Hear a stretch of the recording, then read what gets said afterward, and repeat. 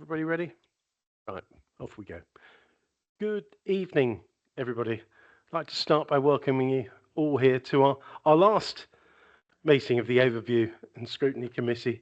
I think we started off as the Overview and Scrutiny Commission, we're now the committee. This meeting is being recorded and live streamed.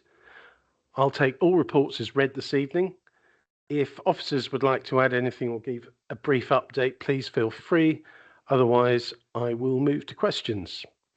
So we'll start with item 1, apologies for absence. I know we have Councillor Paul Kohler that will be joining us online, so I'm sure he'll be here at some stage. Oh, there we are, we know he's coming. Are there any declarations of pecuniary interest? I'll take that as a no, thank you. Item 3, minutes of the previous meeting. Can I ask panel members if they can confirm that these are a true and accurate record of the previous meeting? Tony.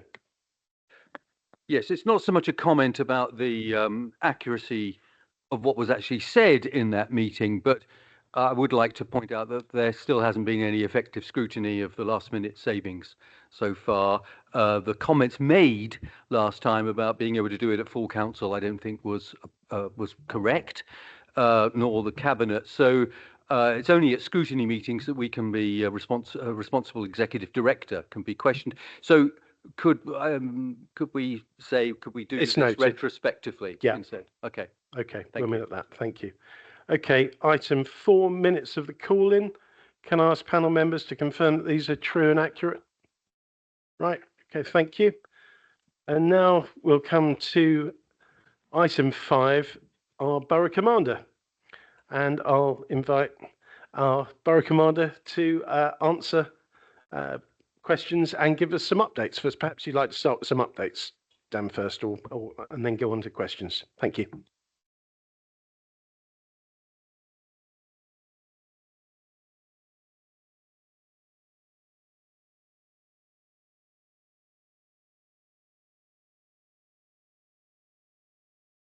This one.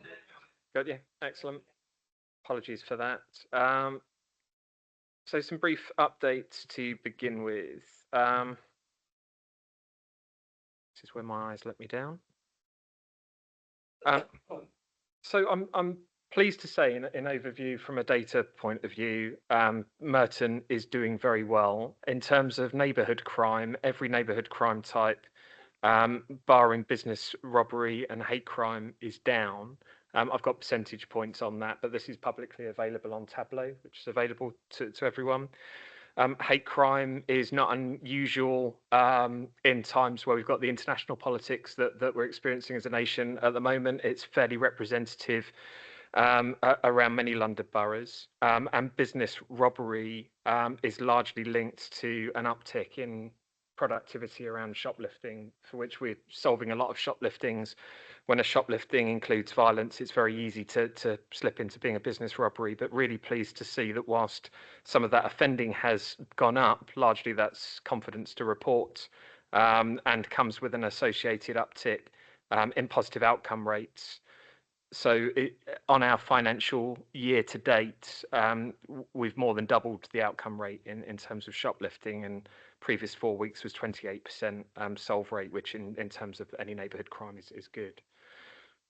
If I move on from neighbourhood crime to serious violent and sexual offending, we don't tend to look so much in terms of volume change at the moment. Fortunately, we're much less in terms of homicide and serious violence, but what we do look at is the solve rates. The solve rate as a BCU we have in terms of rape offending has gone up to 20% previous 4 weeks. That is an outlier. Financial year to date is a bit more modest at 7.9%, but bear in mind, for a significant period of time, London was in and around 2 and 3%. We're pleased that the monthly rate is causing an increase in picture around financial year to date. Domestic abuse remains a challenge for us. We've just hit as a BCU 11%, but we're one of the lower BCUs for domestic abuse positive outcome. It's something we're tussling with at the moment. I've not found a causation factor. I don't think in a community sense we're that much of an outlier, and I'm not seeing a culture sense internally or a significant case demand. But it's a growing performance picture, but it is one of our challenging ones. Around VORG offending, more generally, we've got reductions and good outcome rates, and actually a lot of that is contributed to by our neighbourhood policing teams and our CID teams, as well as those public protection experts. Coming more into vulnerability, we've spent last week on a county lines intensification week. The BCU provided 11 warrants. I don't know the specific number for Merton, but I know that beds in with lots of proactivity that the neighbourhood teams are doing on broader operations that I'll mention later on in the update.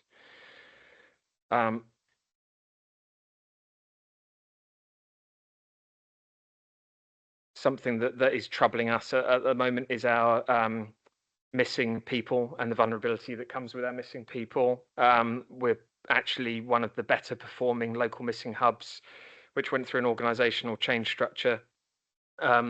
And much of the effort that we're putting into that is preventing repeat episodes of missing and giving the support that actually stops at the root cause missing episodes. That, like I say, is a local missing hub for the inquiries that are made, and the risk gradings is subject to good quality assurance reports in terms of our efforts on review. I'll mention it here. I know it references one of the questions around MetEngage. MetEngage is our single platform that we choose to engage with the public. It is complemented by things such as videos on YouTube and Met Police channels, but MetEngage is that sort of two-way aspect of hearing issues and reporting back outcomes. In terms of registrations at the moment, we are just over mid-table, 4,393 registrations. We've sent 570 alerts to a total of 4,511 members. The average rating for those interactions is 4.73 out of 5. So whilst we've got work to do to increase our membership and our reach on MetEngage, what I'm pleased is we seem to have struck a good balance where we're not spamming people with too many messages, nor are we being too slow at getting messages out to say what our proactivity looks like. That report is based on data from the 30th of April 25 to the 11th of March this year. Slightly more nuanced updates around specifics. Many in this room might be aware that we experienced AI posters referencing school wars and red versus blue. I'm really grateful to our partners at Merton, London Borough of Merton Council, who joined us for a gold group when we picked up that those posters were circulating on more than Merton and Kingston boroughs where we first found them. That gold group was then stood up to a Met-wide gold group where we found out it was around 16 boroughs were referenced in these posters, and that gold group put in a series of actions. Of those actions, I'm pleased to say, whilst there was one piece of single-strand intelligence for Merton, that didn't touchwood transact to violence at this material time, but was met with a proportionate policing plan. As well as no significant offences in that borough across the BCU, we did well with only 2 incidents. One was a Section 35 dispersal order reference, teenagers videoing a robbery, and there was another one relating to a group gathering that was dealt with by police dispersals. But on Merton, I'm pleased to say no instance of note. It's reported in national media this morning that a 13-year-old in Sheffield has been arrested for the creation of those posters. So we took a slow time investigation to find out, conscious that this could be anything from, as it seems to be, a troublesome teenager right the way through to could it be state threat and someone trying to interfere with policing response whilst other things are going on more globally. Pleased to say this looks not to be the case. Further operational news, credit to Ian and the team for pulling together Op Halcyon. Op Halcyon is an operation that's tried to cross over between reported ASB in areas largely related to drug dealing and associated groups of violent individuals with weapons, but also some safeguarding overlap there for children that are being exploited through modern day slavery, so child criminal exploitation. That operation resulted in 22 arrests, 15 vacuum seal packets of cannabis and around 100 wraps of Class A drugs. Weapons seized included 5 firearms, but to give that some context, 3 were suspected firearms believed to be BB guns, a taser and a can of CS spray. £40,000 of cash was seized, and safeguarding actions were taken around 5 suspects being arrested on modern day slavery offences. 2 premises were subject to a closure notice and a cuckooed address that was one of those will now prevent offenders from preying on the vulnerable. I've written that twice, 2 closures. That operation, Ian has informed me he intends to look at cross-boundary with colleagues in Croydon and Sutton, where we'll work with the proactive elements of South Area BCU to further the benefits of Op Halcyon moving forward. I've then put through some logistical updates, but I know some more detail will be required from the members through some of the questions later on. But sad, obviously, to say the front counters at Wimbledon and Mitcham closed on the 7th of March. They closed without incident, but to acknowledge a petition with nearly 4,000 signatures was passed as part of that closure. I've monitored the footfall at Kingston and monitored the crime reporting to see if we've had incidents affected by those closures, and I'm pleased to say at this stage no, but I don't underestimate the level of impact it's had on community sentiment, which was loud and clear when we ran our New Met for London event. We will continue to work on accessibility. So if I touch on that point now, as one of the questions details it, my concern is for particularly vulnerable people that may have telephones controlled by abusers. That's the gap as far as I can see it. In addition to the inconvenience of people having to travel further and perhaps not being so mobile. So whilst some of our electronic means and telephone means might be more broadly available to those not able to travel, those vulnerable groups are of concern to us. We're looking at possibilities of placing yellow police phones in other premises. The risk being you go to Wimbledon police station, stood outside on a big yellow phone, and you're in a community of people that recognise you and possibly your abuser too. I don't want to overstate what the plans look like, but I'm grateful to Hannah Doody and Katie Saunders and others for looking into what the possibilities could be to use some local authority premises as safe spaces for that. But it is a conversation rather than a done deal at the moment. Other logistical updates, Scrutiny is being looked at under a community scrutiny transformation programme. I know that'll be of interest to this group. That's being headed up from the police point of view by Commander James Conway, and there is an event on the 25th of March, which is a volunteers only event where some of that will be discussed. I'm hoping that might have come through, but that's come through from a letter to current members of the police encounter panels. So if it's not had reach here and it's appropriate to do so, like I say, Commander James Conway, my office will be able to put people in touch to make inquiries. In the meantime, that doesn't mean scrutiny stops. We've got this event this evening, which I'm grateful for because it gives me insight, but also the encounter panels, the CMG, the Stop and Search Charter are all mechanisms that we are doing. This isn't a case of jam tomorrow. A child safeguarding update. We're rightly challenged by partners in relation to what we've done across LSCPs and safeguarding adult boards in terms of financial contribution. I'm pleased that Detective Chief Superintendent Ian Keating has bid into MOPAC, and we've got agreement now that annual contributions will be £25,000 per year instead of £5,000 per year, enhancing some of our capabilities to deal with the most vulnerable. I know there's other questions on other logistical matters to do with frontline policing and financial cuts, and some of our logistical cuts as we returned back to our sizing. So I'll cover that now. Initially, the loss of officers through Pillar 1, which was shrinking back to our blueprinted size, was 64 officers net across the entirety of the BCU.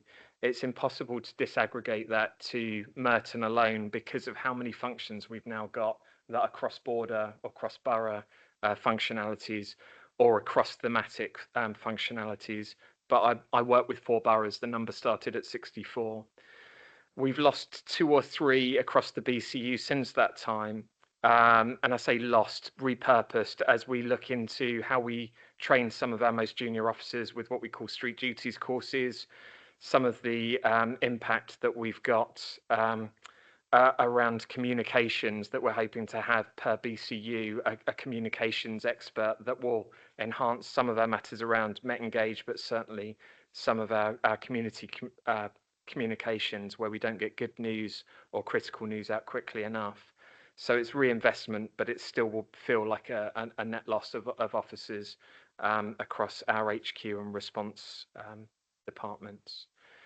Other aspects within that change include a centralisation and shrinking of our licensing and ASB commitments.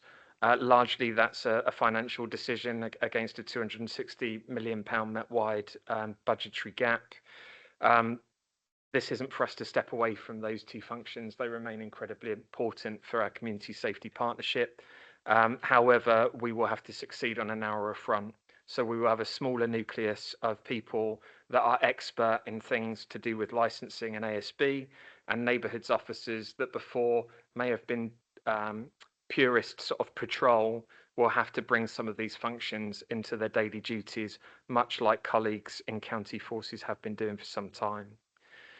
In relation to other areas of change, we've removed many specialist teams. So we've removed dedicated burglary and robbery teams embedded into our CID teams. I'm pleased to say we've got a growing picture and positive outcome of robbery. We've got the highest outcome rate across the Met, and we've got the lowest number of offences across the Met at the same time. And that's testament to Detective Superintendent Amanda Marwini and Acting DCI Sian Hutchings, who really have led that piece of change work to good effect. In terms of some of our other factors around specialist teams, we had dedicated technological officers. We call it Atlas for some of the functions in public protection, and LD Fit in some of the functions in CID, which effectively can do things such as phone work and digital investigations. We lose them as a dedicated team, but they become embedded as part of our CID team. So the individuals that were expert in it and the licenses come into a broader CID team, but I'm not trying to gloss over cracks here. In amongst much of this move, teams have been centralised, and therefore the individual smaller teams disbanded, and the overall answer is that resource has shrunk. What hasn't shrunk is our ambition to continue to improve. In the response model, that's unchanged. We still hold a minimum strength daily. I know some of the questions were around abstractions. We do receive abstractions, but you'll see broadcast on the news if it's not broadcast already. The Met Police Commissioner has made a tough stance on a London march this weekend to say to appeal that doesn't go ahead. And I'm noticing our board are being much more stringent, not only in areas of protest, but in areas of right care, right person, and what the police effort should be directed towards, and that comes back to succeeding on a narrower front. The other bit that's placed on myself and superintending ranks is a demand from the Commissioner that we take much more agency in our leadership, and that is that if individuals are held on scenes for too long, if they're in partnership areas for too long, that we will ask critical questions to say, is that the right thing to do? or should it be appropriately challenged? An example 2 weeks ago was a cannabis factory found, and colleagues in property services, it took them a number of days to come out. There was good reason behind it, but there was another solution that was unlocked with that midline of leadership stepping in. I could go into much more detail around the logistical changes of the BCU because it's a huge piece of work. All I would say is that in all of the things you've heard have shrunk or have been remodeled, what we've tried to do within there is enhance the neighbourhood offer and enhance the number of neighbourhood officers that are out on patrol, and that feels to have come from community sentiment that greater visibility is required and greater precision crime fighting, and hopefully that was reflected in the earlier data of the pack. That brings me to any questions. I don't know if it's best to take questions around the pack and then lead into what I've been sent to go through. Members, Councillor Manley. Fine, thank you very much for your report. Obviously, we're living next door to Mitcham Police Station. It's been really very upsetting to lose our lovely desk and our lovely lady who ran it for very many years, and we're grateful for her service, and of course those that serve the Wimbledon Police desk as well. But I'm curious in that with the rise over the past sort of number of years of demonstrations that happen in central London, which I imagine cost millions to supervise and police and run. Do you think that's had an impact on funding locally so that we have effectively lost a lot of local funding for our stations as a result of that? And if we have, how are you going to deal with this in the future? Because there will always be demonstrations. There seem to be more and more, with more conflicts that arise and more sort of activism, shall we say, generally in this country. Thank you, Councillor. First, thanks for the acknowledgement for Esther. I'll make sure the news gets through. I'm pleased that she's taken another role, but I'm incredibly sad she's left. In terms of the question, I need to be careful I don't step beyond my authority because the inner finances of the Met. I know some of the broader bits around NIC funding and precept. However, the inner details I don't know. As far as I would consider, I don't think the two are tangibly linked. They tangibly affect one another significantly. So in terms of the funding that's available to me, I haven't felt that I've got a reduction in funding so as I can have a permanent asset in London. What I've felt is the asset I've already got and always had, whether it's been a big asset or a shrunk asset, I see them less, and I feel that to the tune of abstractions. The funding that we use for policing central London comes from a different area of police budget, and it's a look and feel rather than a finance answer. I don't think that's a finance issue. I definitely think it's an operations issue, and it's one we tussle with daily. So your question, if I could pivot to, so what will I do about it? We are challenging customers of our colleagues at what we call MO6. They're the ones that deal with anything from a football match to a protest. And they carry an awful lot of risk. You've only got to look at Hillsborough, Bradford City incidents over years gone by and know that if they get a decision wrong, the consequences are catastrophic. Balanced with, we can't be so heavily risk averse to that issue that London falls over elsewhere for neighbourhood crime. So the effort is firmly on neighbourhood crime, and match commanders and gold commanders are much more readily having asset assigned to them and then giving it back and saying, look, if we need it, we're going to ask for it and it's got to come quickly, but we'll give it back to you, and then we're effectively tasking. That's how we're trying to be efficient and serve both masters. Councillor Aki-Eugenia, and then I'll take Councillor Kohler. I've seen your hand up, Paul. Thank you very much. I'd like to concur what Jill said about Esther, the desk. Sorry that it's closed down, and I'm glad she's got somewhere else to go. Can you tell me a bit more about missing persons, what you actually do to try and find, and how often do you find them? Because I was very happy to hear that you said it's something that worries you. Because usually when I ask, throughout the years, when I asked about missing persons, speaking to parents, when you speak to the police, all they say is, oh, normally it's a young boy. Maybe they've gone off and they're too embarrassed to come home. The response I normally get, I find it not very good. It's like they can't be bothered. So how are you managing it, and how often are you finding these young people? Because I find in various areas it's mainly black boys or black children. So we need to know what's happening. I know you still say about county lines, but it's not all county lines or drug related. So maybe we can find out what's actually going on and why they're missing. Some of them aren't turning up. Some of them, maybe found alive, as people would say. So what are you doing to try and Thank you, sort this? Councillor. The there's two parts to this. There's the here and now, what do we do, and then there's the problem solving aspect. So the here and now, we have the local missing hub, that's 24/7 unit, and those officers are trained to do everything from financial checks, phone work checks, all the way through to coordinating the officers out on the ground that might be performing a search. The data around how many searches is accessible on Tableau, and how many missing people.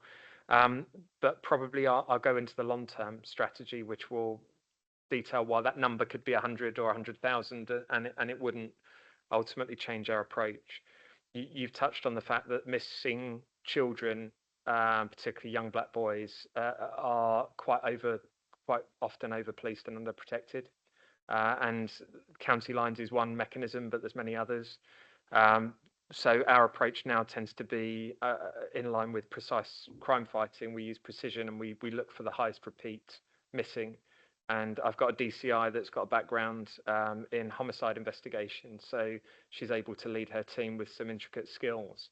And quite often what that will do is it'll investigate the story behind the missing episode, and then we'll seek the support. And actually, again, thanks to London Borough of Merton, where we've worked with child services, and whether it's move a child to a different county, whether it's put in actions or orders, whether it's seek third sector support through family services, we're a lot more agile now at reducing those numbers of repeat episodes. I've got one child left that is an ongoing repeat case, and I've got two adults, albeit not on Merton Borough. There's a question elsewhere in the pack: if I had more resource, where would I put it? And I liked that question because I didn't come to the answer immediately, but my answer would be to discover more around the child strategy, children and young people, and that overlap between over-policed, under-protected, and vulnerable to modern slavery. Because I think even now it's surfaced with some very public stories. I think we've only seen the tip of the iceberg, and it scares me. Definitely compared with how much resource I have. Dan, Sorry, do you mind if I come well, back? actually, Ian had his hand up when you started online. I don't know if he wants to come in and say anything that might help Agatha with your answer. Ian, do you want to add anything? Mr. Knowles, you don't mind if I add a bit of tactical stuff in relation to numbers, do you? Sorry, and you have to go again. It's a bit quiet.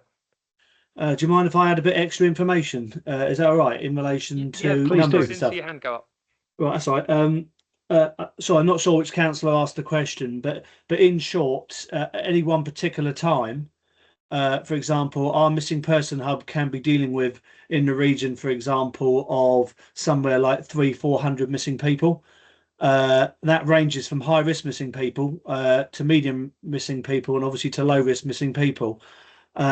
The majority, obviously, of the work we have to do is fast time work around the high risk missing people. And in relation to how many we find, we've got a very good success rate in finding high risk missing people, because when they're classed as a high risk, it gives us more powers, for example, to interrogate, for example, electronic devices and things like that. So out of our high risk missing people, we tend to find all of our high risk missing people within, I would say, the word reasonable sometimes can go on for a few days, but normally our high risk missing people are found within 48 to 72 hours.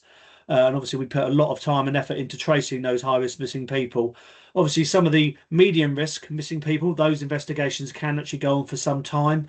What we have done over the last 18, 24 months, the majority of our missing children now are shown as high risk. This was obviously a change in the way we started to perform within the NPS after a number of reviews by HMRC, and I think I can't remember the previous review before that, but in short, we were shown to be showing too many children, for example, as medium risk. And obviously that direction's changed, and we show the majority of our children now are high risk, which means obviously a lot of asset goes into finding those children in a reasonable and quick time. Sorry, did that bolster information for you there, Councillor? It's all right information, but I could do with more. But I'll get in touch with you and try and. If you want specifics, obviously I can dig in for you. So if you want to send me a message, for example, offline, I can get you sort of more specific information if you need it. Thank you. Thanks for coming in on that as well, Ian. Do you want to continue, Dan? Sorry, Mr. Knowles. Some context, because there was something that made my eyes pop up, and I know the data that Ian's using, but it's important to give the time frame. 300-400 missing people at one time is in a year. To give you the context of our current data, we've got 26 missing records live at the moment, of which 3 are high risk. Now, 3 high risk is not uncommon, because you'll find that there'll be someone with suicidal tendencies. You'll find that there's someone that's just by age. We want to find them as quickly as possible. That's a good thing. But 3 high risk, 26, not 300-400 at any one time. Okay. Thanks for clarifying that. Right, Councillor Rees, you were next. Oh, well, okay. Yeah. Paul, can you hear us? Yeah. You haven't been forgotten. It's only because you're not in front of me. You're on the screen. Please. Me or Tony? Me? Yes. Yeah, sorry. Thank you. I've got 3 questions. Thank you. Dan, as you said to Councillor Manley, the issue with public protest in London is not, it doesn't affect your budget, it affects your resource in the nature of abstractions. And that's an issue across London. And so Mark Rowley has been very clear to the Home Affairs Select Committee he's going to reduce the amount of abstractions taken from BCUs, such as our one. Now, I see your figures, 776 in 2025, 69 so far this year. What's the metric? 776, what, days of abstraction? Or, yeah, I'm referring to your answer on what was my page 4. Page 4. Thank you for redirecting me. They're officer day abstractions, so it's a shift that we've lost, and that's collated by the local inspector. Now, 69 so far this year sounds quite good, but I assume more abstractions occurs in the summer months where people like to protest rather than in the cold of January and February. How does that 69 so far this year, what are we talking about? January and February, or just January, or? Inspector Kev Chambers gave me that data in late February, so I would say that is January and a bit of February.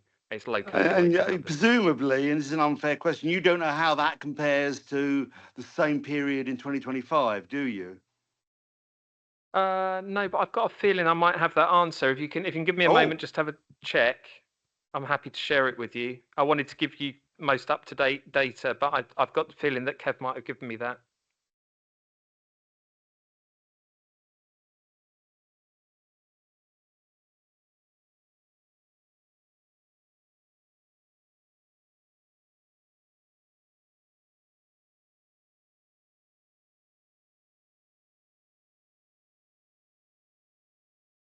Ian, if you find it before I do, just let me know. Well, if Ian looks through, I'll ask you my second question. That might help things. Thank you.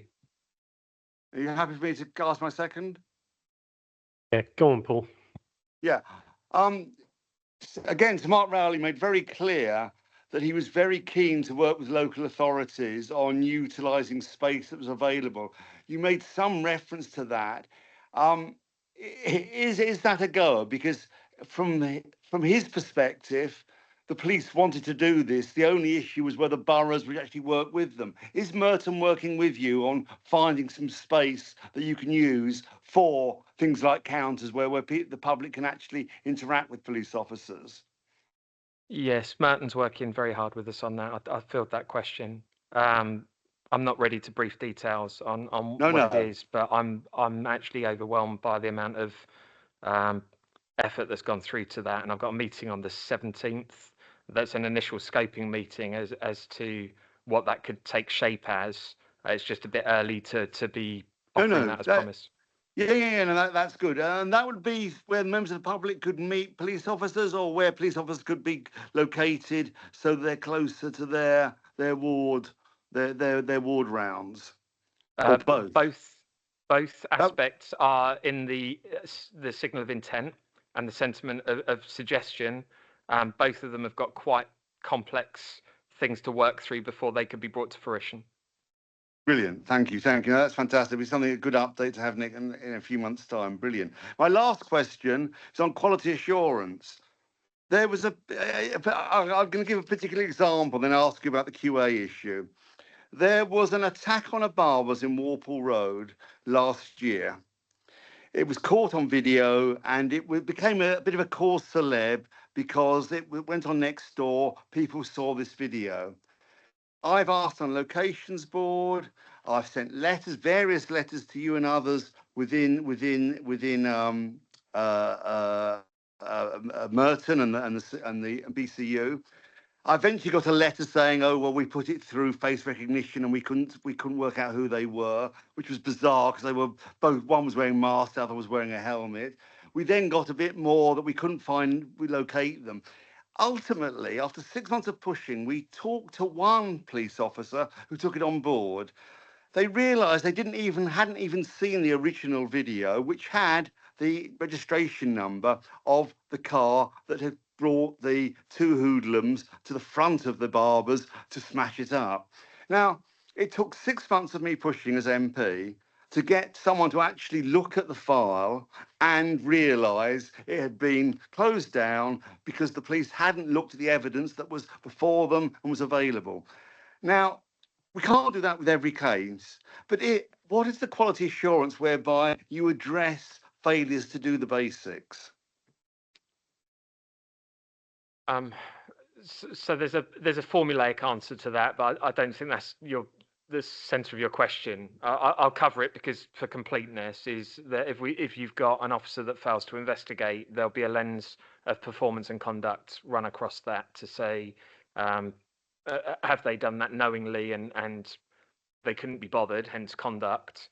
That could be anything from an informal action, which it would never be for a neglect of duty, through to anything such as a written notice or at worst dismissal if it was deemed gross misconduct because of misconduct in public office. On performance side, it could be anything from a reflective practice on an omission through to unsatisfactory performance procedures. But I know in there, I know you and I have spoken personally about that case, and that was retasked. I'm sad it's taken 6 months.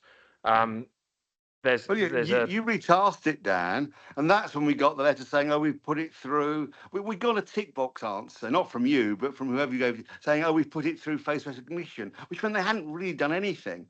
And we found one at the last locations board.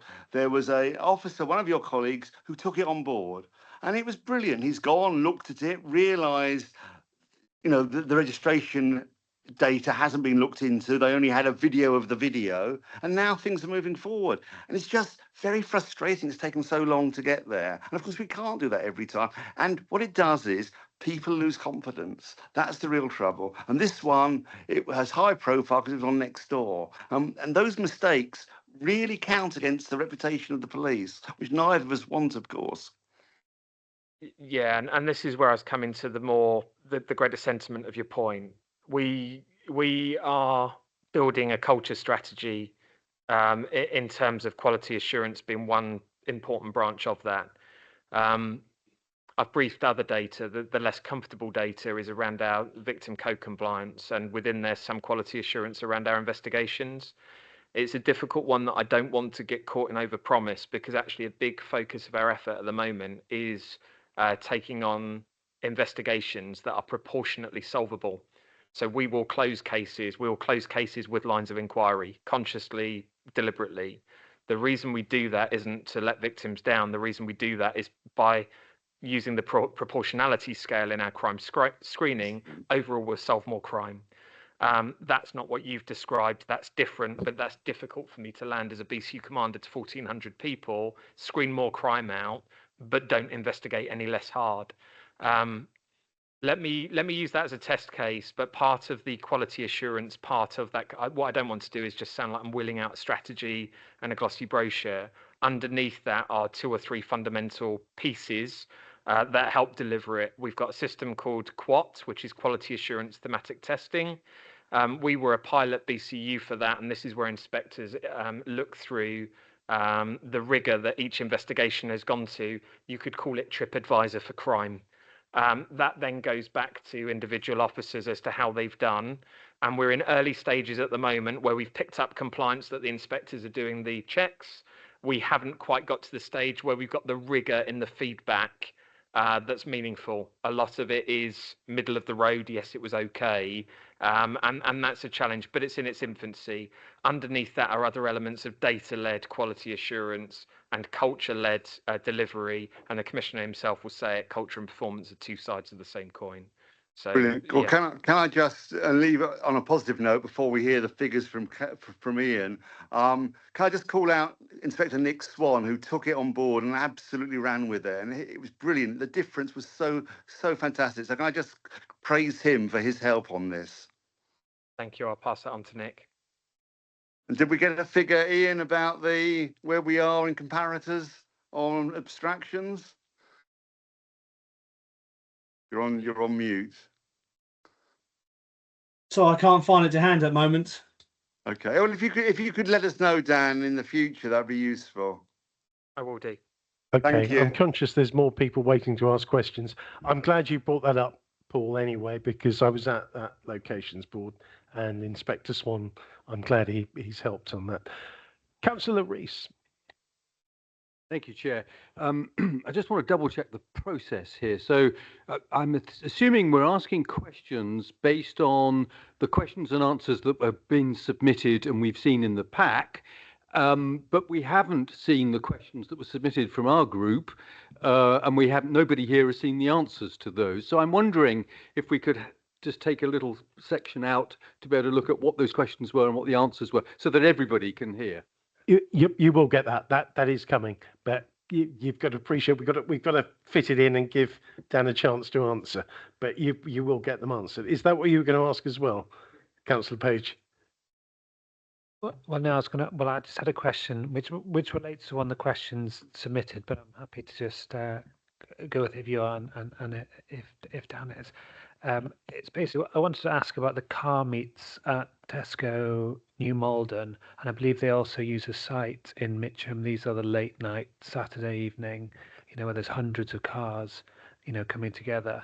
The crimes are not really perhaps the most serious. It's sort of dangerous driving, antisocial behaviour type stuff. But the risks of these activities are incredibly high.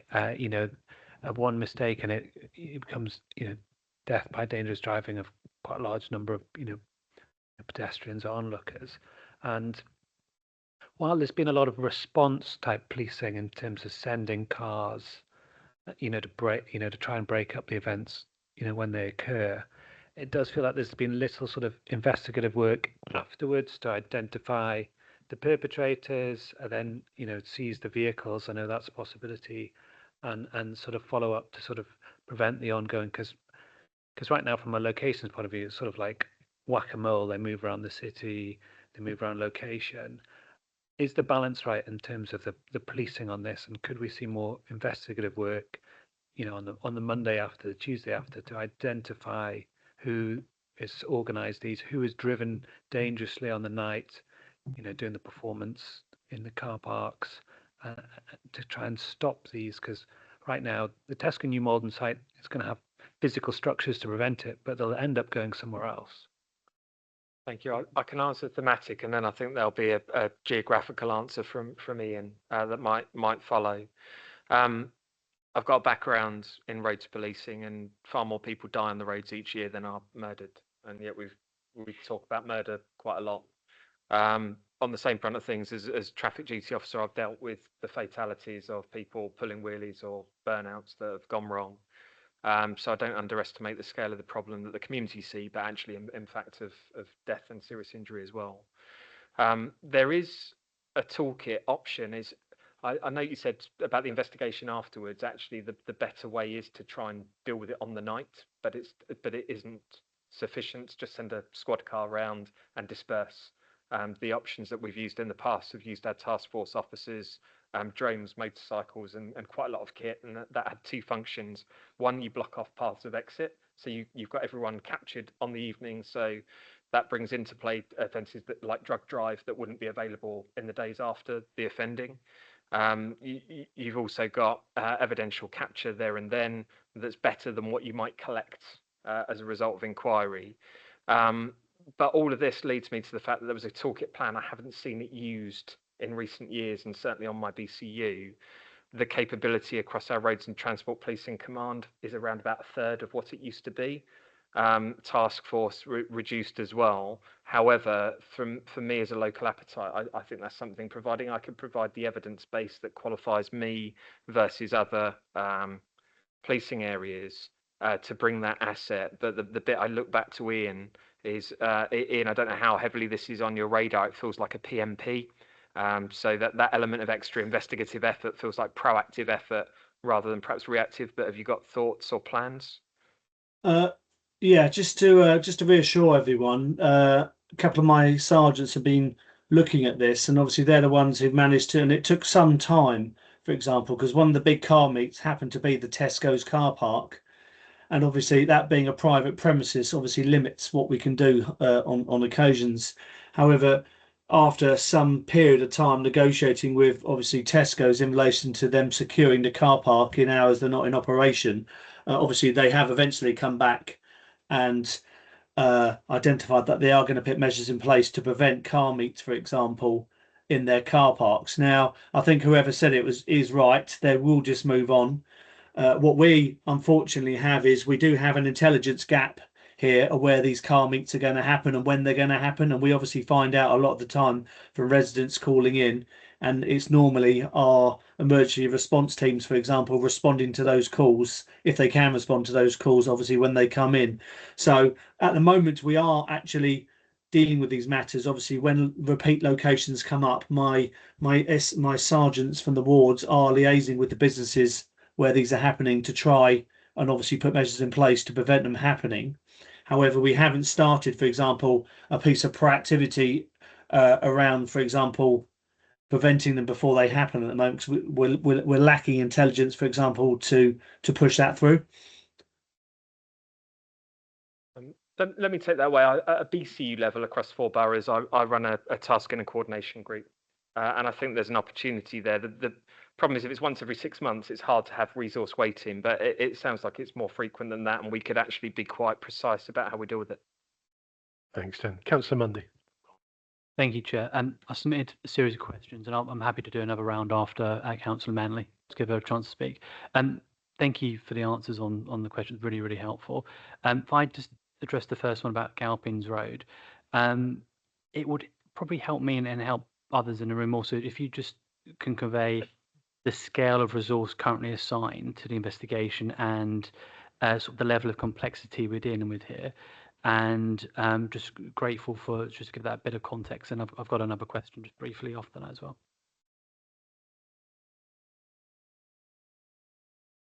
Thank you. So Galpins Road, I held a goal group last week. I can pull the minutes for that just to give some finer detail, but much of it I won't be able to share due to the sensitivities of the case.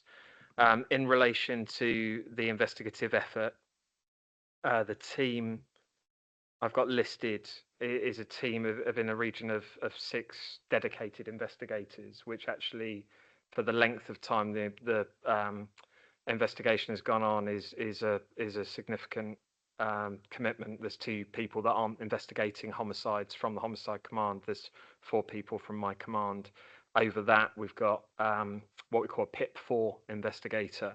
Now, to give you the sort of how the PIP ratings work, PIP1 is a uniform colleague. That's me. It's rankless. It's that's the level of investigative skill.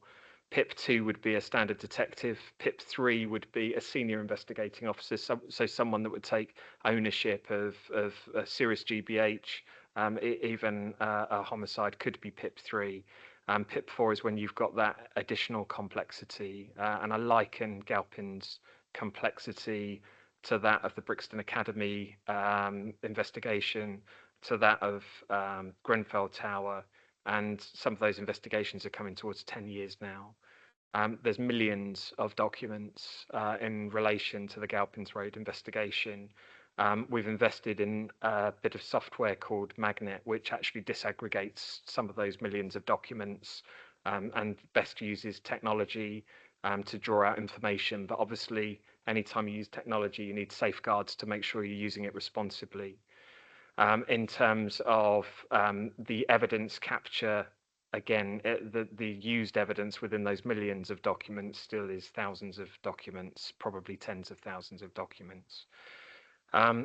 So the caution I've got is that it's a long investigation. I ran a gold group on this last week. I wanted to make sure we had the governance in the right place. I sit as gold on that investigation at the moment to make sure that the investigation has a meaningful pace.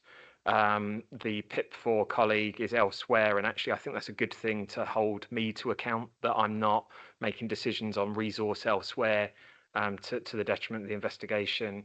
And the SIO is on the homicide command, albeit due to leave the command shortly, has said because they've got the intricate knowledge of the case and all of the knowledge that comes around, uncomfortable amounts of knowledge around gas and explosion, they've asked to keep hold of that case, and I'm grateful to them. It's not lost on me how long it is. It's not lost on me that a community is looking for justice and feeling that that's slipping further away. The intensity. I've got 2 cases across my BCU that have this intensity of focus, and Galpins is one of them. So. Thanks. I think you've answered that as best you can in the circumstances. Is your second question about Galpins as No, well? it's a follow-up to my next question. Do you but- just want to do it, and then we'll go to Councillor Manley? Yeah, sure. Thank you. And thank you for providing as much information as you can on Galpins. And so just I had a question relating to Met engagement. It's really helpful that you expanded further on that, because the community in Pollard Hill, I think it was sort of ripe for further engagement with that. Is there any, I dare use the word funds, but is there any programs in the Met that could work with local councils or communities to expand those type of technologies? Because the ability to register those cameras, particularly we talked about the drive with the speeding with cars and Tesco, the similar activity with mopeds around the Pollard Hill area. I think that would particularly help you, but not on that, but other cases as well. Sorry, Kaz, I'm not sure if I've got the fullness of the question. Is it would there be funds to expand the reach of Met Engage, or is it funds to enhance the capability of it as a platform? Sorry, I think fair point. Coming back, I think for me it's more, you've got a good platform. Is there a partnership or opportunity to work with councillors and some of the local community to expand the number of people registered on it in a structured, programmatic way, rather than at the minute, which is slightly organic? Yes, absolutely. We benefit actually from councillors, MPs, and other people with community influence with their reach. Is it coordinated? It is, but it's coordinated through a business as usual community safety structure. But I'm open to ideas. This is a brilliant platform if used well, providing we don't. A few BCUs are struggling with this because they're sending out lots of crime prevention advice, and people are seeing it as uninteresting content, frankly. The responses that are doing really well is the operational activity in an area that's meaningful and hyperlocal. So yeah, any help and anything that you've got as a critical view that you think is a gap on our approach of coordination, I'd be really glad to pick up. Thank you. Councillor Manley. Yes, thank you. And actually following up on Councillor Page, because he referred to a couple of areas in my ward that are directly affected by car meets. And it's interesting because I've always seen the role of a councillor as being a conduit between, the residents and the council or the police or the whatever. But my eternal frustration over the past 4 years is that whilst I receive intel or I gain intel on a personal basis because I'm there or I witness something, it frustrates me to the nth degree that often intel is not followed up on or used. For example, Willow Lane Industrial Estate a couple of years ago was a car meet on a weekly basis, and it wasn't on the private bits of land. Knowing that was the case and that the phone calls were coming through, the emails were coming through, it didn't dawn on someone, oh, why don't we send a couple of police cars round there, knowing it's going to happen, to check it out because of the regularity and identifying. And it tends to happen during the summer more than any other time. Similarly, a pub very close to that site, the Ravensbury, every summer has festivals every weekend, and they park and drive dangerously down there. I have badgered and badgered about this. Can I get anyone to go down there and prevent accidents? Apparently not. And yet these things are advertised. It's not like it's a secret.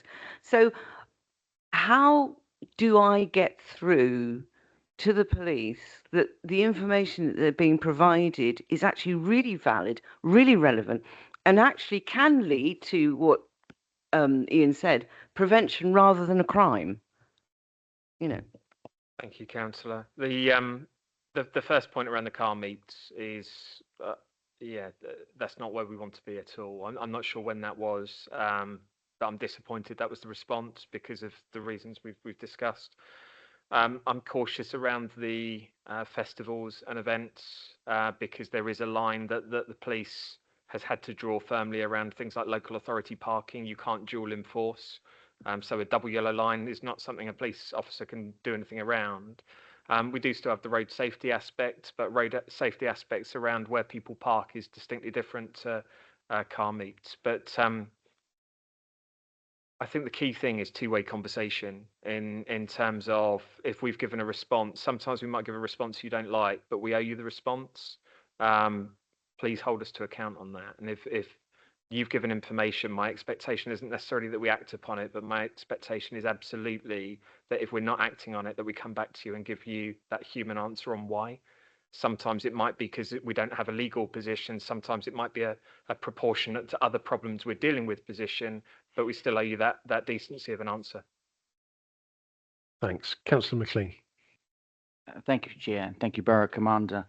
Just a comment to some of the information provided earlier. It's pleasing to hear that there is movement and with our Chief Executive and Katie on getting some police bases potentially in our part in the local authority. It's something that I've been pushing for a long time, especially in the Civic Centre. My initial conversations date back to Inspector Bob Whitehead. So that gives you an indication how long that's been going on. So it's great to hear that there's some movement on that. My question actually relates to the study school tragedy. And if there is any update on that investigation, I appreciate it's live and maybe you can't go further, but certainly the village councillors do get inquiries from residents. And if there is possible to give an update or anything that they potentially could say would be helpful. Thank you, Councillor. That's the second case you won't be surprised to hear that I referenced earlier. To start with the buildings part first, just to sort of add caution, I think you said specifically the Civic Centre. The Civic Centre isn't in the proposals at the moment, but I'm really pleased with the conversation and the direction it's taking. It's just too early to brief on detail. In relation to the study prep collision and sad fatalities, the investigation is ongoing. Wayship is the name of the other operation, Deerjet, this one. This is far nearer conclusion in terms of all reasonable lines of inquiry being undertaken. I would hope for a much sooner update on outcome, but obviously the first people that need to know that outcome is the family of those that lost their lives. So I don't want to brief ahead of time. I have tracked, so I attended Diamond Group on this recently. Slightly frustrated with the roads background. I felt that there was there's an element of, have we got enough oomph in the investigation? And my eyes were open. It's the first time I'd been on the Diamond Group, because generally that's my commander's job to do beyond me. And some of the complexities I hadn't understood, and I'm personally satisfied. The rigor, the amount of investigative effort and the pace that's gone into the investigation. And I'm warmed by the fact that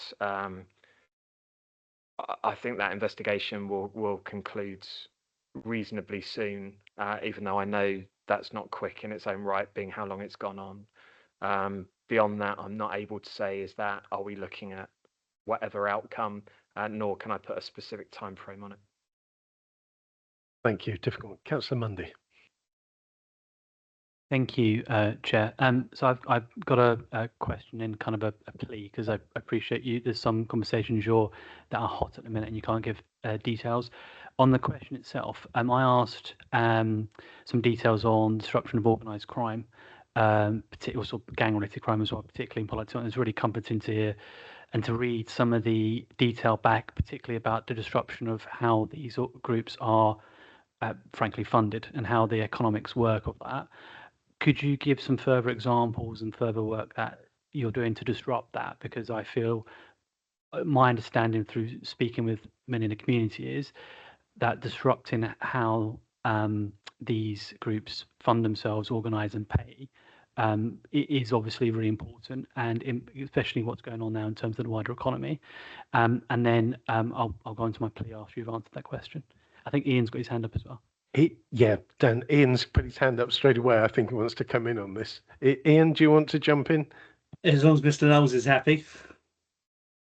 Thanks, Ian. I can't steal your thunder on this one. I've got all the operation names in my head, but you've got the detail. Take the mic. Right. Obviously, I think most of you understand that about 18 months, 24 months ago, obviously violence was increasing in Pollard's Hill, Mitcham area. So Hop Hessian was designed and put in place. Obviously, that was run over a period of 18 months up until around about the summer last year. In that time, we had over 200 arrests. We had tens of kilos of Class A. I think it was over £1 million throughout that whole period was seized in total. A number of live firearms and obviously weapons had been seized throughout that 18-month period. What we then did was, obviously moving into the winter last year, we changed our tack. And we obviously changed the plan slightly to combat a few other things, including, for example, e-bikes, which obviously we know a lot of the young gang members use e-bikes. And we ran Op Frost Watch, which obviously commenced in November and ran through to, I believe off the top of my head, about mid-January. We had over 50 arrests in there, and we had over 25 e-bikes seized as well, which obviously all that was put through Met Engage. And we got some very positive feedback from the community, especially down in Mitcham, about the bespoke work we were doing to tackle youth violence, for example, and the e-bike menace as they see it. Back in February, we switched Hessian, changed directions slightly because the intel had changed slightly, and we ran Op Hessian. Sorry, Dan, you're going to have to correct me on this one. I always get the name wrong. Hessian, I believe. And obviously, most of you know that was executed, and Mr. Knowles summarised that operation which we ran in November, which again was targeting known gang members belonging to Mitcham gangs. Unfortunately, on the back of that, what happened was we obviously did take out a large number of known gang nominals for Mitcham-based gangs. And unfortunately, post that, we had some issues with Croydon gangs coming across the border into Merton, and basically thinking it was funny to do videos and online things winding up the Merton gangs, because obviously we had done a lot of proactivity around them. That unfortunately led to an increase in violence, which has led to us having to expedite some new plans for obviously to get a grip of the increase in violence, which has now decreased, strangely enough, over the last couple of weeks, because we've been doing a lot more visibility in and around the areas where it was occurring. However, we're now running another Hessian, but it's going to be called something slightly different, where we're going to be targeting further gang nominals, but we're working in conjunction with Croydon this time. where we're going to execute a number of proactive and reactive arms at the same time, but working in conjunction with Croydon. So we're not, for example, just going to be targeting the Mitcham gangs. We're going to be targeting the Croydon gangs as well, because it's those two gangs what seem to be in a bit of a loggerhead at the moment in relation to obviously what's been happening, what they're doing. So we are continuing with the proactivity. So you're likely to hear in the near future when we execute the new operation. I suspect it will be very similar results to what we saw in February. So we're continuing with our proactive operations, but this time we're changing tack slightly, and we're having a reactive approach as well, because we want to target some of the peripheral gang, the younger members of the gangs who aren't fully involved in it, in a more of a reactive way as well, which we haven't done before. We've normally just focused on certain key gang nominals and obviously conducting search warrants and things like that. This time we're going to be doing some prevent work with the younger people attached to those gangs, as well as the proactivity in the people who are higher up the gang. Sorry, I've lost my words now. Higher up in the gang structuring. So yeah, you'll be hearing shortly. We're thinking about doing some extra work on that probably in April. That's when Inspector Chambers has told me the operation should be ready. So we're going to be obviously moving it along as well. I have got more specific stats if anyone wants them in relation to the results from each of those operations and how many disruptions we've had, for example, or how many key gang members we've obviously taken off the streets, weapons and everything else. So that data is available. Obviously, I can send that offline if anyone wants a summary of that data. Yeah, yes, please, Ian, if you could. Could you? Sorry, I didn't get your name. If you send me an email directly, if you've got my email address, obviously I can summarise the results from all the operations we run in the last 18, 24 months, because we keep very close tally on it, so it's quite easy to pull together. Thank you, Ian. Yeah, I'll do that. And it's really comforting to hear the sort of system approach and the level of detail and knowledge and sort of intelligence you have on these organisations, how they work and how they think. I think finally, just my plea was, because I know then you can't talk about the detail of conversations with Merton in a minute, but I kind of incorrectly called it a staging area. It's an office in Part Hill. It would be really comforting to the community to understand how that office becomes part of that conversation about more local visibility. My understanding is the teams there value that place. Not to say that there may be a better site, and if there is, great. But my understanding is that is quite a helpful place to have going. Thank you. Yeah, I followed up with Inspector Kev Chambers. It's like a touchdown spot, isn't it? And I think by his own recognition, because they've been deployed on all these operations more recently, they've not been there as much as they'd like. Need to be careful we don't sort of badge it as a proxy front counter. It's not, but it is an area that they could use, whether it be for street briefings or touchdown, to be visible in the area. So the point's taken. I have seen you asking, but questions really are from the panel members. So we can't, if we have time at the end, I'll come back to you if it's relevant, and the borough commander. If you can just be patient, I've got to deal with the panel members first. Thank you. Councillor Manley first, then Councillor. Yeah, I'm so sorry. My brain, things keep popping up. A practical question more than anything. A couple of weeks ago, a very well-known, elderly, frail, blind resident of mine stepped out of her front door directly onto the pavement and was driven into by a cyclist, and has 2 broken hips and is lying in St Heliers Hospital.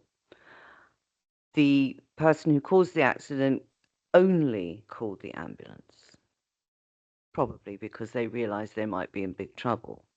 So my question to you is this: if an ambulance is called for an emergency, like some kind of accident like that, and it's clear that something quite serious has happened, does the ambulance crew ever reach out to the police and say, are you on your way? Something's happened. In the same way that if a police officer attended an accident and it's clear that an ambulance is needed, they would quite possibly, I think, call the ambulance service themselves. Because I worry that this accident had, I'm not sure how many witnesses, if any CCTV, but in all honesty, the person should be prosecuted that caused this really appalling injury, and right next to one of the most dangerous, busy corners in that area. She could have been knocked under a lorry at the same time. So I just wondered if you had any information of how these services relate to each other in these cases. So I can ask answer the question on the services. I can't answer obviously on the specific case. The ambulance service does contact us, but it contacts us where there's clearly a crime that's taken place. On this one, the way you've described it, there's an offence that's taken place. It would be. I wouldn't expect that the London Ambulance Service would call us for that. I think in their mind they would be, and actually, to give balance to the point, there would be a far greater penalty through a civil action in that case than there would be through a criminal one, because you've got dangerous cycling is it's almost like a ticket offence that doesn't actually pay a homage to two broken hips. So the ambulance service would absolutely have first view on health to begin with. But if that was an individual that was stabbed or shot, they would tell us. If it's an individual that was run over or collided with a cycle, almost certainly not. If police were called, that's the bit where I'm sitting on the fence, because there's an offence there, but it's almost one of those ones that the offence doesn't meet the magnitude of the outcome, and the outcome, I would say, would be warranting a civil action more readily than a police intervention. Ian wants to come in on that. Just to add in, I know about the case because it was referred to me last week by Father David, who visited the victim. The victim, actually, Mr. Knowles, I think she was like in her 80s. So it's potentially going to be, some very serious injuries to her moving forward. I actually sent a couple of officers to go and see her last week just to take some more details to obviously give me a review of the position and obviously from the witnesses and what have you. So that matter is going to be looked at in the sense that obviously because she is elderly and she potentially is going to have, say, life changing, if that's an appropriate term. It's quite serious injuries for an elderly lady. It does seem like the cyclist was obviously driving dangerously, as Mr. Knowles said. Normally, obviously, there are other ways to deal with that, but because of the person's age and the fact that the person did just ride off, didn't obviously leave details, I've sent some officers to look at that. So it's in the early stages at the moment, and obviously they're just currently reviewing the evidence which I told them to go and collect last week. Thank you, Ian. Councillor Rice. Thank you very much. So I have a suggestion and a question. The suggestion links to the comment you made about having a comm specialist trying to get messages out more quickly, more effectively. I've been hearing from our local police in Wimbledon Park that the take-up of Met Engage has been a bit disappointing. It's slow to take up. And for the last 6 months, I have suggested that councillors can help in this regard. And if I've asked on 2 occasions to receive some text that I could put in a WhatsApp group with 950 households in it to say, please sign up to this because it's really good and it'll do X, Y, and Z. I've never received the text. So if somebody could give me the wording, and I'm sure a lot of councillors would be in a position to be able to reach out to their communities and stimulate interest in it and explain why it would be a good thing. I don't think it's right for me to make up why it might be a good thing, and I've been asking for the text to be provided. It's a suggestion. Thank you, and apologies for the slow uptake. Ian, can I leave that with you, please? What I'll do is I'll message, if it's okay with all the councillors, because I've got a list of all the councillors' email addresses. I'll email all the councillors with some wording, if that's okay. And if everyone can push that out, it'd be much appreciated, because obviously your support is quite pivotal within those localised areas on the ward. So leave it with me and I'll get some wording sent out this week to you all. If you can pass that through whatever channels you have, it'd be much appreciated from my end. Fantastic. Thanks. I'm glad I'm sure that's going to be helpful. So the question that I wanted to have relates back to something you were saying, I think, earlier about the Ring doorbells and using the video footage, and it links to what Paul Kohler was referencing about video evidence and things. Is there any evidence that Ring doorbell footage is helping with prosecutions? Yes. So the benefits of Met Engage in the long term, the functionality isn't there yet, is to, when people have registered their Ring doorbell, to draw a circle around the crime and have a link directly downloads to members of the public that have got Ring doorbell. So the future is bright. The current situation is we have to do that, but do that manually. We have to look up those people that have got Ring doorbell, and then we effectively email them the link to ask if they've got footage. But actually, I know it wasn't a positive answer in Paul's example, but retrospective facial scanning through our reveal system has had some incredible results since I've been on the BCU, only since last May. One of them, a horrific sexual offence where someone wore a balaclava and reveal still picked them through the balaclava. So it's the technology that's behind the CCTV is good. The problem is the technology can only work with the resolution of the cameras.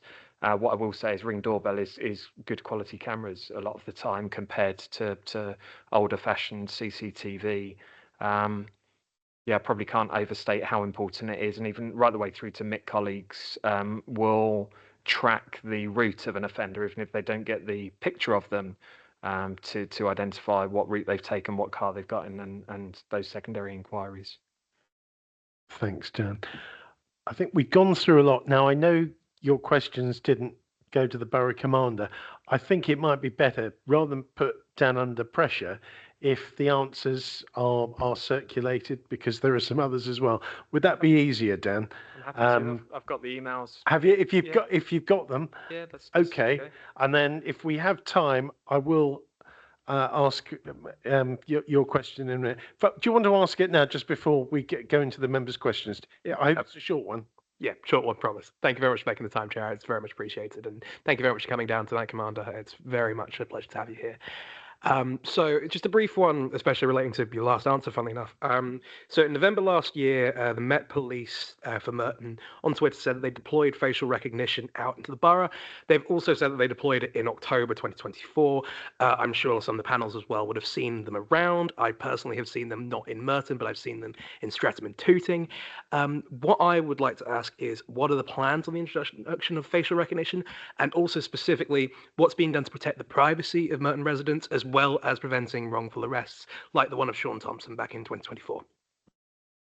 Thank you. So it sounds like you're more well-read on facial recognition than me, perhaps, but I'll give you my appetite as a local BCU commander, and part of that I have to be in step with the rest of the Met. So we've got two routes to facial recognition. One is retrospective facial scanning, which is an investigation tool, incredibly powerful, as I've just described. And I have to speak with my police hat on at this point. If someone's committed an offence, I've got relatively little sympathy with their privacy in terms of identifying them. But I don't think that was the substance of your question. The substance of your question, I think, is more around law-abiding citizens that are walking past perhaps live facial recognition cameras, which we are starting to deploy as well. And I'm sympathetic to that point, because we live in a liberal democracy, and we don't want to overstep. The case in 2024, I've got no understanding of, so I'm not going to pretend. What I do know is that a big blocker to live facial recognition was its inadequacies in terms of picking out racial disproportionality, some of its error rating, and some of its retention of data, which is to your point around privacy. All of those things went into the Central Metropolitan Police Working Group, and now the technology has been advanced to the point that if once your face has walked past the camera, if it's of no interest to the police, it's discarded within, I think, a second. It's not even minutes. So we don't hold data on individuals. We would not have a capability to track, did this person walk past one of our cameras at a point? If it's not used, it's discarded. In terms of the racial disproportionality, the accuracy now is incredible, and I think the advancements of AI, that it's not growing, it's growing exponentially. I've not known it to get one wrong, but every identification a live facial recognition camera makes is then quality assured by the arresting officer, making other checks, whether that be through fingerprints, DNA, or other measures. In the time since I've been on the BCU, I've not seen live facial recognition get one wrong yet. So if those are the safeguards, and I am mindful that we should be there to look after the public, not to spy. some of the benefits to live facial recognition is I've actually got 4 low crime boroughs compared with other BCU commanders. On my lowest crime borough, we deployed live facial recognition for 2 hours and we stopped 8 registered sex offenders.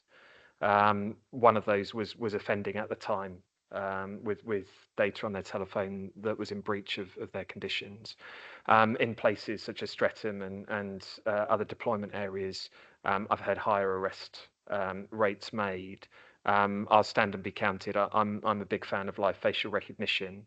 And actually, part of that is through liberal democracy. And that if you look at police use of stop and search, a report that's only landed today has said how we are disproportionate in our use of stop and search.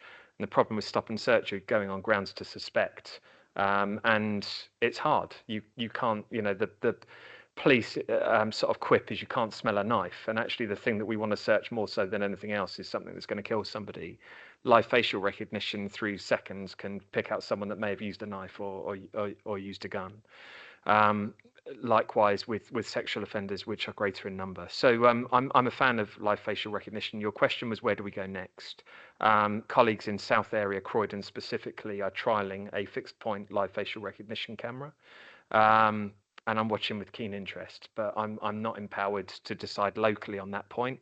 It would be something that Lindsay Chiswick, our director that brought it in, the commissioner of the board, would then go through to London Heads of Community Safety and MOPAC, and there would be lots of safeguards and lots of scrutineering before we brought that through, because we know it's such a hot topic for the public.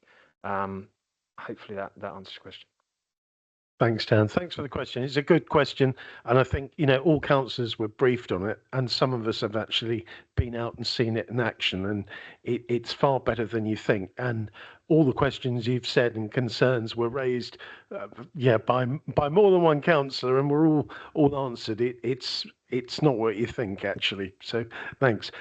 Dan, do you want to answer those emails then? That would be great. And then we'll be finished with you. Thank you. So first, let me come to Mr. Kohler's question from earlier on. I'm going to wince when I say this. Police Constable Abstractions 2025, 551.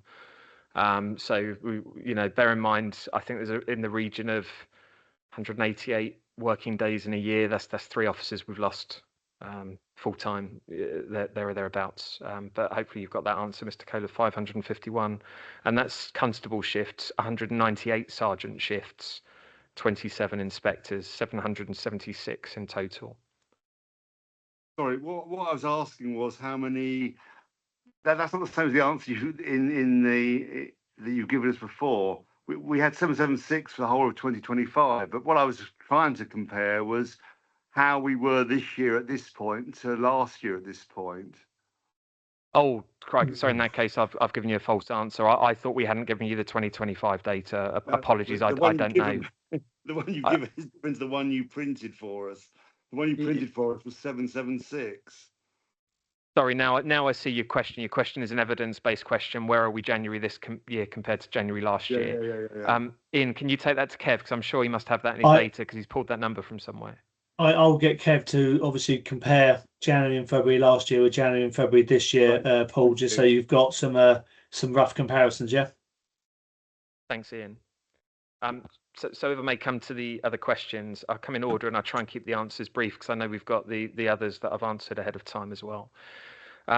I'll read them out so panel members are collectively aware. So first one is, please explain the recent changes in local policing structures, including changes in the number of officers in Merton. We understand there's been a move away from dedicated schools officers and disbanding of specialist traffic teams. For example, how will this impact Merton? I feel I've answered a lot of that question, but not schools and traffic. So schools, we have moved away from dedicated schools officers as a post. What we have now got is what we call CYP, child or young person ward officers. It's in many cases, it's those same officers embedded into the wards. So we've not withdrawn them fully, but what we have got now is they're not dedicated and posted in a school. They'll still be responsible for schools. They'll still have the skill set of dealing with young people. Behind that, obviously, they move into a broader neighbourhoods bracket. In terms of the recent Opsida field and red versus blue, I think was a good demonstration of us flexing into that issue and then flexing back out as we're into the monitoring phase now. The traffic teams, I'm presuming, is the Roads Transport and Policing Command. Whilst traffic is a resource that stays, it's a resource that stayed and is lean, very lean. To give you an example, we had 3 traffic cars in southwest London, not southwest BCU, southwest London, in a shift where I saw colleagues the other day, and they're there to deal with every fatal collision, speeding offence, and pursuit. The bit that has impacted them, that's not a reduction in numbers for them, that's been quite some time. The bit that's impacting them is they lost the roads and transport safer transport team officers that police the buses and the PCSOs that worked with them and on the buses. The PCSOs that worked with them on traffic would quite often sit on a seized vehicle whilst it's awaiting collection, and the traffic car was released for other duties. Ian won't thank me for saying this, but I said to them, please call us up if you've got a seizure. I don't want a highly skilled traffic officer sat on a seized vehicle. One of my PCSOs can step out, providing it's in balance. They can't be tasked to you permanently, posted to you permanently, but in balance with enhancing Met Engage and doing other community work. Many people have already talked about some of the traffic offences that we've got appetite to deal with, and that's how we'll work as one Met, one team ethos. I'll move on with questions, but if I miss anything in a question, Chair, perhaps I can come back to it. The second is, what area of community safety would you prioritise if you had more resource? And it's children and young people, and it's particularly child criminal exploitation, with that crossover between missing and crime and vulnerability being a big part. I've got some capability to do that locally. We've got a child exploitation team. It's small numbers of people, but we've got one of the best positive outcome rates for child exploitation across the Met because it's in our minds. And whilst I've said succeed on a narrower front with a lesser focus on drugs, the lesser focus on drugs is the teenager that might be with a bag of weed in their pocket. I'm fiercely after the predators, and I think it was to that question around who's I think it's the higher levels of criminality, the ones running those teenagers and exploiting them, we're going for fiercely. The next question is, how many people are using Met Engage? And I think that came out in my briefing, so I'll skip past that question.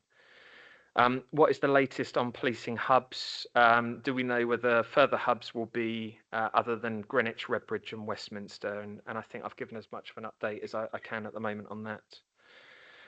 What steps have been taken to mitigate front counter closures? It's difficult because, like I say, I've talked about the yellow phones. I'm open to suggestions on that, but what I can't do is have a front counter. The next one: what investigative work has been done to identify and arrest dangerous drivers following the car meet in Tesco, which we've picked up verbally? Following the Casey review, do you feel that changes implemented since the review allow residents in Merton to hold the MPS to account more effectively? There's a positive and negative to that. I don't think it's empowered the public of Merton to hold us to account more readily. I think I've described the CMG, the PEP, and how that might move into scrutiny moving forward. But the accountability piece, I think, has been significant. So Casey came over 2 years ago now and called out some harsh truths in policing. We've got Dr. Gillian Fairfield with us currently, which is locally badged KC2, and a big part of that is, so what have you done about it? And that report, I think, will get published around October time. But she's in my team tomorrow in Kingston. Dr. Shireen Daniels has created a report called 30 Patterns of Harm, and that's around the topic of institutional racism, and actually takes less of a look at the practitioners and more of a look at what's deemed the whitishness of a lot of systems and process. So that has challenged a lot of our thinking, and we've recently brought that into our culture board to see how we might behave differently. And then the report that's landed today around disproportionality in stop and search has raised a question already from our BATSI MP to ask some really difficult questions of me to say why we 8th in the Met for some of those disproportionate outcomes, traded with the fact that she accepts it's a valid tool, and we've sadly had a homicide in the last couple of weeks in Battersea itself. It's a knotty problem, but I think the question is, do I feel that the residents hold the MPS to account more effectively? My answer that's positive around that is I don't have this scrutiny panel on any other borough, and I think it's a healthy process, because it means that if I think I'm doing well and I'm not, I know about it. And if I think I'm doing well and people don't know about it, it's an opportunity to talk about it. So I'm hoping that answers the question. Do you feel the MPS is more transparent? I don't think the Met knows. This is a Dan Knowles answer rather than a BCU commander answer. We try to be transparent. And the example I give to this is the Casey report, where it said you've got some fundamental issues. Much of it was around misogyny. And you sit there and you read the report, you go, right, I'm going to do something about that. I'm going to set an action plan. And the next line was, please don't set an action plan and then say you're going to work your way out of it in 2-3 weeks. So you think, right, okay, so we can't do that. And I think the reason for my answer isn't because there's a lack of will. I think the Met struggles with trying to be righteous, do the right thing, and at times, therefore, is reluctant to admit defeat, and is reluctant to admit that a plan hasn't worked. The reason that I don't want this to be confused with a lack of integrity. I think that the Met's got a lot of integrity, and actually we're very good at referring ourselves. If there's apparent blame somewhere, the police are very quick to refer themselves to the IOPC, to the health and safety executive, whomever it might be. Is it more transparent? I think it thinks it's more transparent than it is. It's probably a fair answer, and the fact you're aware and thinking about it, I think, is also the right approach. Okay. Thanks. Thank you, Chair. I heard some movement on that. There's one question left, but if people have got thoughts on that, and there's time in the agenda, I'm happy to take a follow-up. No, should we? Oh, Councillor Page. Sort of an observation that one of the ways residents can sort of get involved and engage with the police is the ward panels.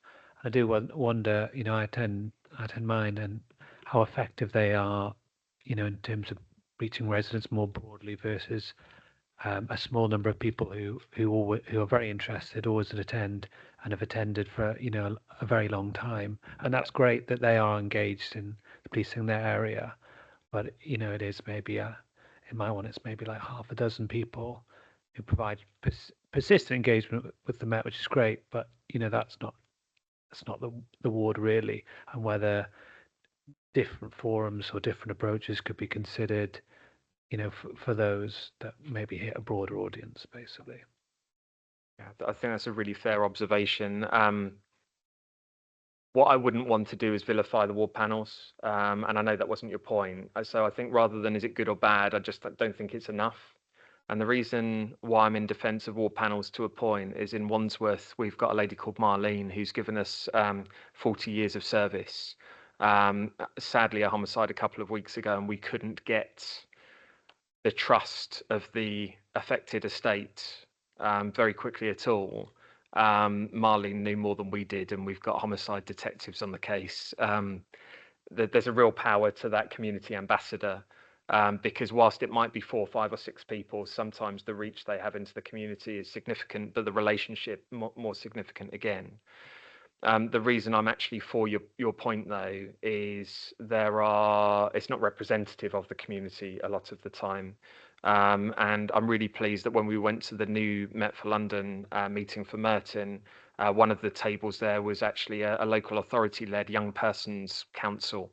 That is so rare in policing, to have young people, because quite often it's not in their frame of reference something they want to get involved in. So I think that's where we've got real work to do, is to say how do you how do you get a representative voice? Young people is one part. We talked around how sometimes young black boys feel disconnected from policing, and there's some really good pathfinder work in Croydon where Mutual Insight went backwards and forwards on how people felt policed and how police officers felt judged. And over a 15-week period, that had some real benefits to Croydon back when we were having serious youth violence in volume. So yes, I agree with the observation is limited and there's work to be done. And I think there's that representative of community is the real key that we need to work towards. Thank you. There was one last question, if I may, please, Chair. So do you feel the engagement with Merton Council is both sufficient and meaningful? Hopefully I can speak freely because Hannah's not here this evening. I am so lucky, actually. I've had the pleasure of what I call a try before you buy, at another BCU of 3 London boroughs, and I felt they were really good, and I had a good working relationship, but it didn't have the intensity of the Merton relationship. This scrutiny panel is not familiar on my other 3 boroughs, and I've got 3 other good boroughs. The appetite to try and help us with things that cost the council money to the police's benefit, I think offers real humility and lives and breathes the truth of a community safety partnership. What I like in leadership is authenticity, and I get that from Ross and Hannah and from the members of the team I've seen. I get that from them as well. And I think in a world that's under pressure for finance, under pressure for resource, it's very easy to slip back into your own confines and look after your own metrics. And I've not had that feeling once, so I can't speak highly enough. Thank you. And I think that was the right question and answer to end our meeting with you this evening. So just thank you to our Borough Commander, Dan Knowles, and Ian for coming in online. And we'll look forward to seeing you, well, after the election, I think, which is the common answer at the moment. So thank you very much, Dan, for everything you do and the rest of the team behind the scenes. Thank you. Thank you for the questions, Chair. Thank you. Thanks. Councillor Mundy. Thank you, Chair. Please accept my apologies for the remainder of the meeting. This is my last council meeting as a councillor, and I need to leave to be with my son, my son's bedside at St George's, who is receiving the 2nd blood transfusion in 24 hours. I want to place on record my thanks to you and Rosie for your work on the committee, and you personally, Chair, because you give blood, and there are many, many people who do help him stay alive another day. Thank you. Thanks, Aidan. Well, we wish him the best, and I shall be making a blood donation very soon with him in mind. Thank you. Right. Okay.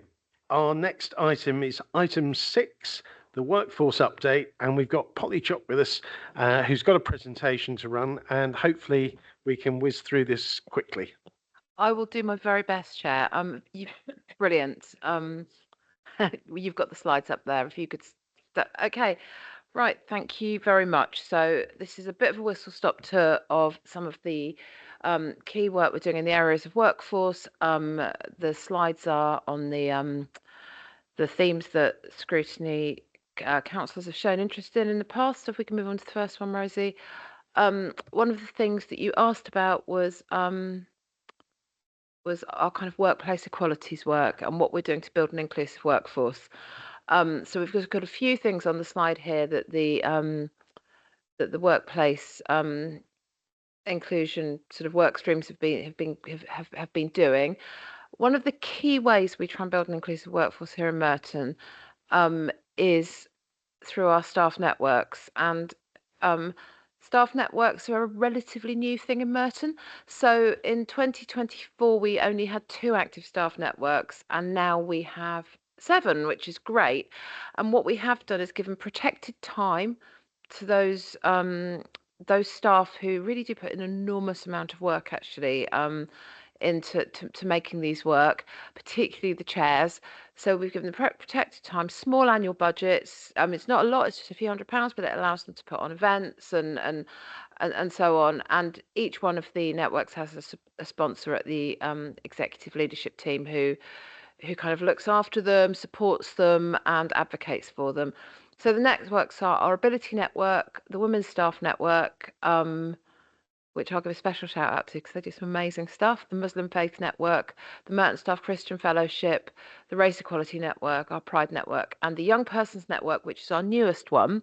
And I'm really particularly pleased about that because we do sometimes struggle to attract and retain younger staff in this borough. It's also not the easiest building for people to make social connections in. So we thought it was really important for younger staff to have a forum in which they could get to know each other, and it's new, it's already incredibly successful, so I'm really pleased about that. Some of the other activity has been around inclusive recruitment, so having ethnically diverse interview panels for management grades and above. We've been training the leadership around race awareness and inclusive leadership. We have had targeted 250 managers, and 181 have completed the training. We try and do a lot in just celebrating different cultural events here. So Black History Month, and I was really pleased this year because our keynote speaker for Black History Month was a old colleague of mine from my last authority, the Chief Executive of Hackney, Dawn Carter MacDonald. She came and did a brilliant talk to a bit of a packed house here. We've done work for South Asian Heritage Month. We try and mark all the big religious festivals to try and help all our staff feel included. So lots of work going on there, and lots of this stuff has just been done through really simple things like doing interviews with members of staff from different groups and getting to talk about their background and culture, and that always goes down well. We've also made some serious commitments through the Unison Anti-Racism Charter, the becoming a disability confident employer. So we've reached level 2. We're working towards level 3. We have unconscious bias training in all inductions, which is pretty light touch, but really just about getting people to learn to challenge their kind of assumptions and stereotypes about people.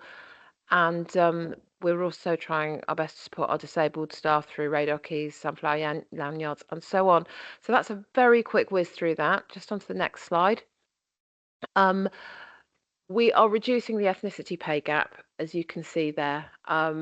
So both the mean and median gaps are reduced. It's still bigger than we'd like it to be.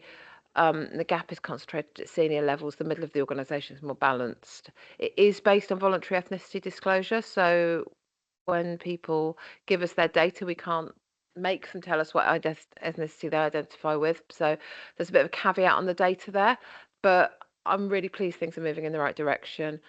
We don't really have a gender pay gap here. In fact, 60% of our staff are women. But where we have smaller, more male-dominated services, there's still a little bit of a gap around allowance and bonuses, which we're working through. But in terms of reducing pay gaps overall, we're focusing on diverse senior recruitment panels, inclusive recruitment training, leadership development and coaching, and importantly, improving the data disclosure, because, you know, what we don't know, we can't measure. Okay, next slide. Staff benefits. So this is just a bit of an update on staff benefits. Some of the members in this room were involved in helping us get the new pay review through. So we now have improved parental leave. We're now in the top quartile for London for things like maternity leave, which is a really huge advance as to where we were. We've been the first council in the country to introduce grandparent leave. So that's 3 days leave for on the birth or adoption of a new grandchild. And that's gone down really well with our staff because we do have 50% of our workforce is over 55, so you know, we have grandparents. Yeah. In fact, I think it's fallen. I think it's now 49%. I think it's fallen below 50% for the first time in a long time. But it's still, you know, it's still very much a live issue. We've improved our support for carers and bereavement leave, and plus brought in an additional support package around when staff have to carry out end of life care, which we think is really important. We're trying to make sure we support our staff at every point during their sort of life journey. We've brought in a day's additional leave on your birthday every year, which is just an additional nice thing. And we were also allowing staff to buy additional leave, which can be useful for the council financially, and also allows staff, if they want to go on a special holiday, particularly, you know, buy a few extra days. this year we have introduced something called VivUp, which is a platform which allows staff all kinds of discounts and things like that, but also access to online GP support. So if people are struggling to get GP appointments, then they can use VivUp to get access to see a doctor online much more quickly, which hopefully will help us. We can help staff access healthcare more quickly. We can reduce sick leave. We're introducing an electric car salary sacrifice scheme, which I know that some members here have been really interested in. And we are also bringing in a low interest loan consolidation, which will allow staff to have access to low interest finance, which they will, consolidating all of their debt and then paying it much lower interest rates directly from their salaries. So it's good for the finance companies because they know they're going to get their money because it comes straight out at salary level, and it's good for staff because interest rates are lower. And all of these are small things that are helping our staff with the cost of living, and it's really good for staff retention as well, that one. So next one, you guys asked about learning and development and well-being. We're really working on developing our L&D offer, and in the workforce strategy, really looking at what skills the organisation needs for the future. And it's hard to keep up, particularly with the emergence of new AI technologies and so on. But what we are focusing on is the Solace Emerging Leaders Programme. So Solace, for those of you who don't know, is the kind of one of the main leadership organisations in local government. We've got a very good value emerging leaders programme, which is also tied to the apprenticeship levy. We've got lots of people going through that, and that's helping us grow our leaders of the future. We are developing a pool of coaches in-house to help people access coaching. And we are trying to focus our apprenticeship work on core areas where we need people: accounting, legal, HR, social work, and so on. And then there's a load of wellbeing support you can see there, but I won't go through that. Next slide. We're having to do a lot of mandatory training. So the cyber awareness training, which I have to say was actually really good this year, which it hasn't been in previous years, but this year's one was really good and actually really helped me learn a lot about how we can keep ourselves safe from cyber attacks, which are getting, increasingly sophisticated. We had an 84% completion rate on appraisals. We think more people than that did their appraisals. It's just about whether they get completed on the system. We still need to work on that. And the staff survey, we've got another one coming up this year. Next slide. And we're focusing on apprenticeships and future talent because we do really want to, have even smaller percentage of our workforce over 55 as the years go on. Apprenticeships are growing across the organisation. We started 177 since 2022. 10 new apprenticeships began last quarter. So they are a balance of new entrants to the council, but also existing staff undertaking apprenticeships like the Emerging Leaders Programme, or sometimes professional degree level apprenticeships in different areas. We are able to transfer some of our apprenticeship levy to local businesses, and we've got just have 5 new apprenticeships start through levy transfer. Our next steps are to develop a structured apprenticeship scheme with scheduled cohorts, provide stronger support for apprentices and managers, and increase the take-up of apprenticeships from our local population, and also to improve retention and progression routes for our apprentices. That will all be in the workforce strategy. Quick update on agency spend. We are increasing our temp to perm conversions from 30 in 2023 to 51 in 24 and 72 in 25, which is really fantastic. We are reducing our day rate interims. We reduced them by 10 during 2025, which is you see a reduction in monthly spend from 700,000 to 440.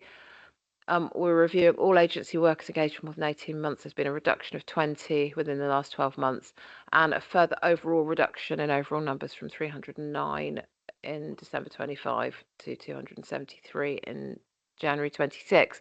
So it's all going in the right direction on agency spend, but it's we've reduced it overall by about 5 million quid, but we've still got, again, a long way to go on that. And the last thing you wanted was an update on the admin and business support review. So I'm just going to remind people of what the goals of it were. We wanted to create new business support models and structures, level out support across the organisation, make best use of technology, redesign processes and share workload and resources. And that was about modernising our functions and structures. The next one was about developing career progression and learning opportunities. So creating supportive structures for staff, growth and development, training, on-the-job learning and supporting continuous improvement. The next one was about money. The review had a target of 537,000. So that was really around reviewing roles, reducing the number of roles, although increasing pay in those roles to make sure that they were better paid, good development opportunities and clear career progression. So what did we learn about it? So I'll tell you the things that went well about it, but I'll also tell you what we learned. We tried to do this program in a way that really engaged staff and helped them feel that we were doing things with them and not to them. We took too long about that phase. I think there's always a balance with change between two of the key principles of doing change well are around giving people certainty, but also giving them autonomy.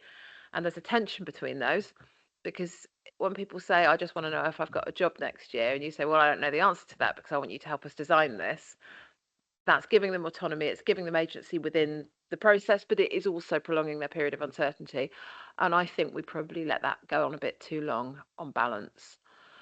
We learned a lot about the complexity of cross-organisational change and the differing needs of service areas and actually how hard it is to do cross-council change in a genuine way. But we also learned about the commonality of issues, where there are processes and practices with common solutions. So this is the new structure. We have a leadership support hub, which provides administrative support to the chief, to the exec directors and to the directors. That's all in one place rather than being scattered around across the council, and it's working a huge amount better. It also means we've got a better balance of support across the organisation. And then we have 3 business administration hubs, one looking after children services, one looking after adult services, and one looking after our 2 place directorates.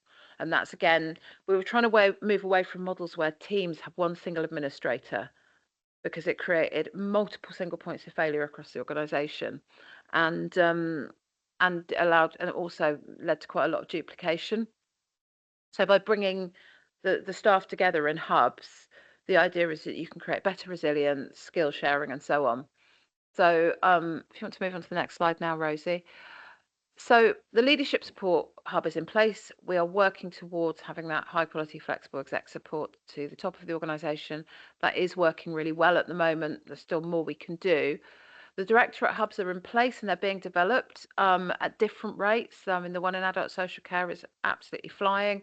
The one in children's is big and complex, and we're having to reform it. We're having to develop it alongside the children's social care reforms, which are complicated. The place hub still needs a lot of work, so there's a kind of we've still got a lot to do there. One thing that's great is that most of the new senior roles were filled through internal promotions.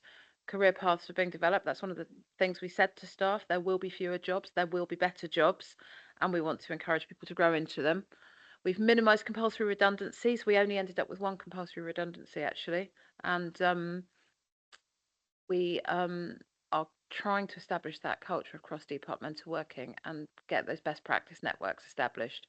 And we are set to achieve our full savings in 25-26. So next steps is about further work on the hubs to make them develop the model to really start to motor the use of AI and other technology to improve and streamline business processes. There are so many things that we're still doing in admin, particularly things like minuting meetings and stuff that can be done in lots of cases with new technologies. So we need to develop the staff training program to support that. And that's it.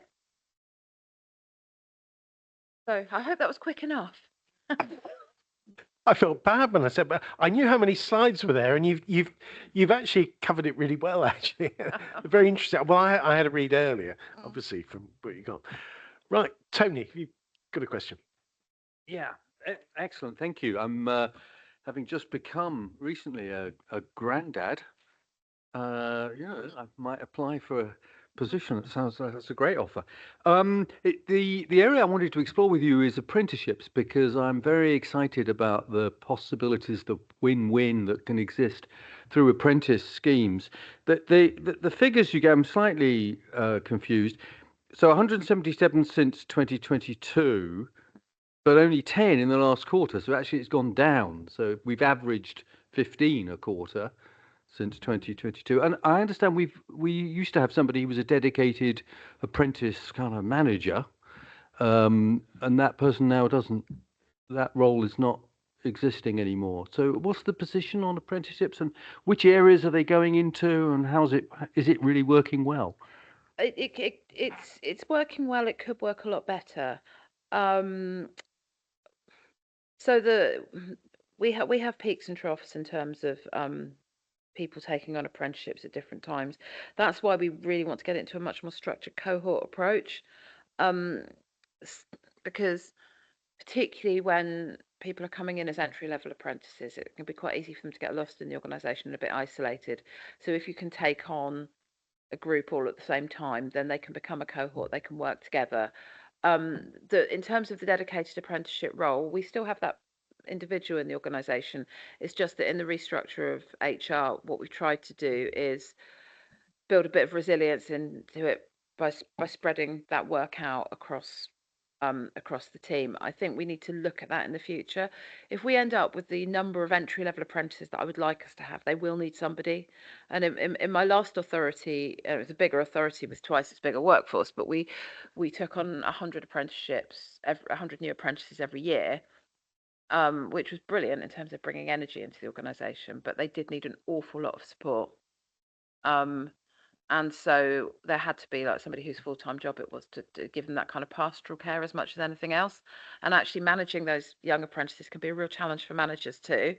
So they need the support. But I think what in the new workforce strategy, there's going to be a whole section on early careers, which isn't just about apprenticeships, but it's also about the graduate trainee program, and also all of the entry-level jobs that we've got and how we really focus them at young people in this borough, or not just young people actually, but people who are career changers and so on. Councillor Manley. Yeah, I'm interested in the staff surveys. We historically they haven't really been filled in by very many members of staff. I'd like to know what thought you've given to incentivizing people this time round to fill it out, and if you have given thought, what have you come up with? Do you know what? Merton staff are a tough crowd. They really don't like they do not like filling in staff surveys. And the completion rate here, and it's always hard, right? It's hard in every council I've worked in, and we have tried everything over the years, like and it's particularly difficult to get frontline staff who are not sitting at a computer to fill them in. But actually, given that we don't have a huge manual workforce here, our completion rate should be higher.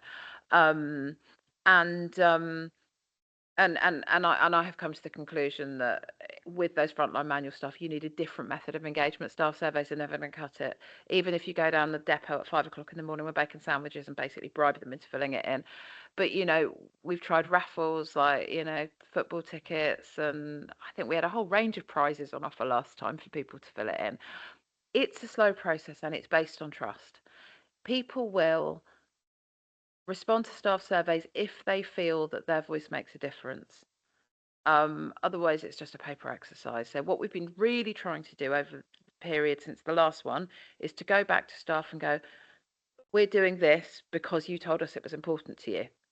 And to keep repeating those messages, because if people feel that by filling in that survey, they will be listened to and things will change, in the end, that's what makes a difference rather than, the kind of slightly more novelty incentives. So I hope that we'll get a higher response rate this year. But because I say we've made a big effort to make that link between the staff survey and management action. But as I said, it's that sort of trust building is a slow process. So just to follow up on that, and I appreciate what you're saying, is if we're not getting a better response, if there's no greater improvement, what is the cost that this is costing us to actually run the survey? Are we getting our money's worth? Is it worth doing? Debatable. So we've actually brought the process back in house because it used to cost about 30 grand to do, by using an external market research company. We bought which is standard, but we bought it might have been, maybe it was 20. I can't remember exactly, but anyway, we don't do that anymore. we brought it back in house. We have so what we've done is we've brought an electronic system that we could do our appraisals on, and that system we can run the staff survey through that ourselves, so we don't have to pay anything for it. And that gives everybody an individual link, an individualized link. So if you use something like SurveyMonkey or something freebie tool like that, you don't get decent data because you've got no idea who's filled it in or whether people have filled it in multiple times, whatever.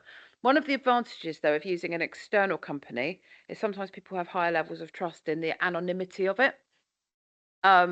So we had to work with residents to say, look, we've brought this, sorry, residents with staff to say, look, we've brought this back in house. We're saving money for the council and we're running the surveys ourselves, but we need you to trust that we aren't looking at the data and knowing who said what, because that's what always makes staff anxious is, oh, are they going to see what I wrote? And we can't see that. You know, that data doesn't come to us. So we had to do a trust building exercise with staff around that.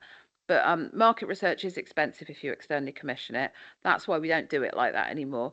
But also by doing it ourselves in-house, it allows us the flexibility if we want it to run additional surveys whenever we want to on individual issues and so on.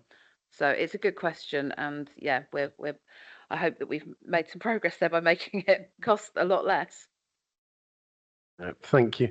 I think we also need to remind members of the panel that we have our member survey, which I'll mention at the end, but that doesn't get quite the response. We spoke about this last year, and that's anonymous, and I stand up here in the chamber and ask people. So we'll see what we do this year. Councillor Page first, then Councillor Aki. Well, I would just note that I would agree strongly that people fill in the feedbacks when they believe that the feedback will be taken on board. There you go on that one. Anyway, on to a sort of broader point. I thought that was really encouraging presentation. Thank you. However, if we look at the council, the budget and the financial situation, there's going to have to be significant, cost savings coming up over the next 3 years. That's pretty much locked in now because the funding settlement. And you've delivered a lot of the building blocks and a lot of good work so far. Is there a work plan to sort of match what the council is going to have to do in terms of efficiency savings over the next couple of years? To sort of turbocharge that piece you said about fewer staff, better roles, to meet the challenge of goals the council now has. So I think workforce transformation is going to have to be a key part of that. There will need to be a transformation program for the MTFS for the next 3 years. One of the good things, obviously, we will have a bit less money after the funding settlement, but having the 3-year settlement is helpful because it allows us to, because we've been doing kind of that year-to-year stuff for quite a long time, so it allows us to look forward for the next 3 years and plan that transformation program. And that is a piece of work that's going on at the moment that Hannah's leading, and workforce transformation will need to be part of that.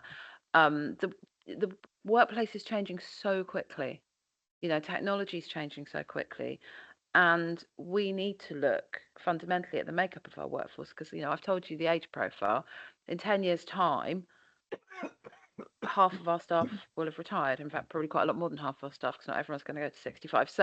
So we really need to think about the kind of roles that we're creating, but we're in a very, very fast-moving environment. So I think some of that transformation will be done service by service because there'll be particular parts of the council that need reshaping, but there will need to be some top-line principles, and that's absolutely very much a kind of active work in progress. Yeah, thank you for the report. But as everybody said, I'm glad you've actually realised that people will not be filling in surveys because that they feel that what they say doesn't really matter. Officers or directors or councillors, not more councillors, but we tend to have an ability to say we're doing this for your own good. Basically, you're not doing it for their own good, you're doing it for your own good. And people have cottoned on what they've cottoned on years ago, and they will not be filling it. They will not be filling surveys, even if they know some of it will come back and it's to their advantage. But sometimes they tell you what they want. You've already made up your mind, and you're not doing anything that they want. So unless that is sorted and you've actually got their trust and confidence, it's going to be constantly trying to find ways to get these people to fill in surveys. It's needed. As good as coming house is needed, but you've got to find ways of getting people to trust you more than getting them to fill in the survey, and then they will do it. Getting lunch done, we will do that. Getting them something to eat so they can fill in the forms. But you won't get everybody there. You can do all sorts of little extra bits to get people, but they've got to feel that what they are saying is worth something. Absolutely. And a lot of people find that what they are saying is not worth anything because people are just doing tick box exercises. Mhm. We constantly say things like that. I mean, I can give you an example of this. There was a group where it was just the black members or the ethnic minority members who used to come for meetings. I think Jen and all those used to organize it. Mhm. So I think anybody, it was during the time of, was it George Floyd, and it was set up because we sort of suggested something like that, and the office and the director took it, who was it? Jed took it on board. So it was for everybody to go in of any ethnic minority black members. But I went to a couple and I didn't go because I was busy. And then the last one that was offered to all of us, we were sent invites. As we turned up for this meeting, we were basically told that councillors were not invited, which I felt was absolutely disgusting because the councillors that came were all black. So if it's for the black community or ethnic minority, all of a sudden councillors were not inviting. Basically, the message came from above that councillors were invited, which I thought it was absolutely disgraceful, to be honest. Now, if anything happens again and now we're invited to come along, I wouldn't waste my time, and I don't think the other councillors would waste their time. They'll like to see the staff on their own and support them in that way. So things like that, when decisions are being made, it has to be thought through, not to suddenly say we're doing this, or next minute, oh, this group can't come in and stuff like that. So you won't get people feeling informed or just attending anything if they're going to be treated like that. Thank you. Dan and Franca. Thank you, Polly, for the really interesting presentation. There's lots of great stuff that's happening, so it's really good to hear. I was just curious about the low interest consolidation loan. What happens if a member of staff unfortunately does have to move on? Do they have this financial obligation and tie to us as a council even once they've moved on, or what No, happens? no, they don't. So basically, if they leave, they take that was the first question I asked when I heard about it. But if they leave, they take their debt with them, and then they continue. Then it's then their responsibility to set up payments directly to the finance company. So at no point do they owe us money. All that happens is that the finance company consolidates all their debts and takes their monthly repayments directly from their salary with us. But when they're no longer being paid by us, they then have to set up a direct arrangement with them. So yeah, there is no risk to the council. Thank you for your presentation. It was really good. Just out of curiosity, are there any departments where you struggle the most to retain staff? There are professional areas where we struggle to recruit staff.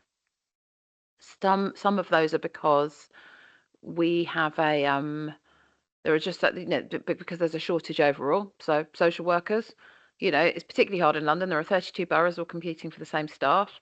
Social workers, planners, and then there are areas where we struggle to recruit staff because we have to compete with the private sector who'll pay a lot more, and IT is a really good example of that.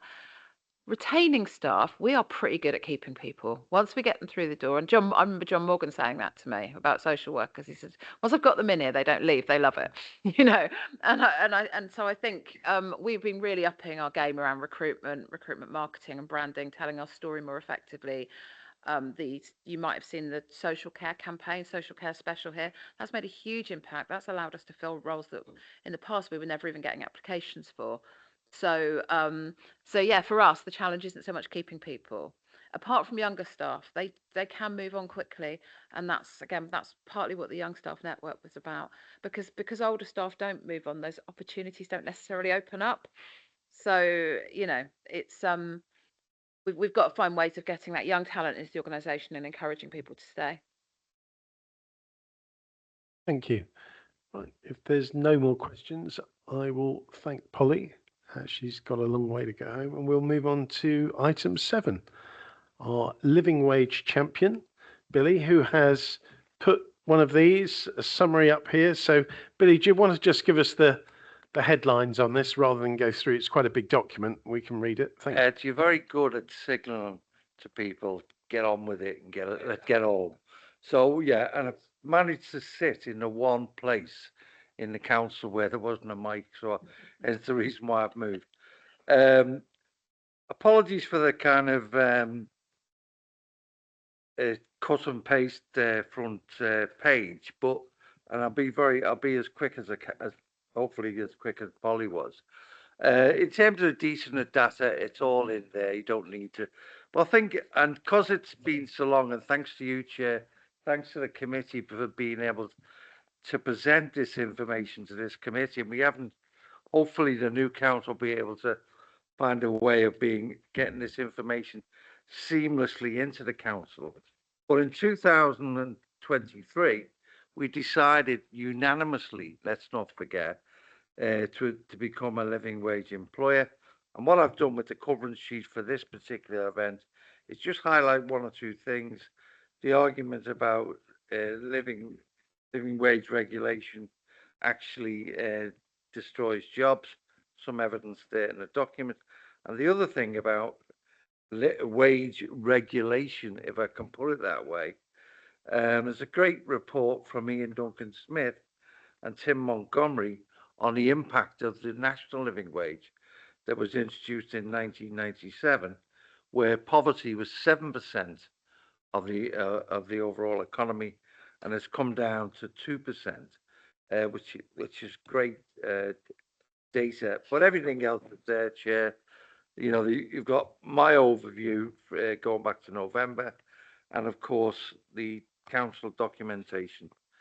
So once again, thanks for being able to present this, and I'll take any questions. Thank you. Thanks, Billy. There's some questions. Councillor Butcher first. Thank you, Chair. No question. Just wanted to place on record my thanks, and on behalf of the whole committee, thanks to Councillor Hayes for his tireless work on this. Thank you. Councillor Manley.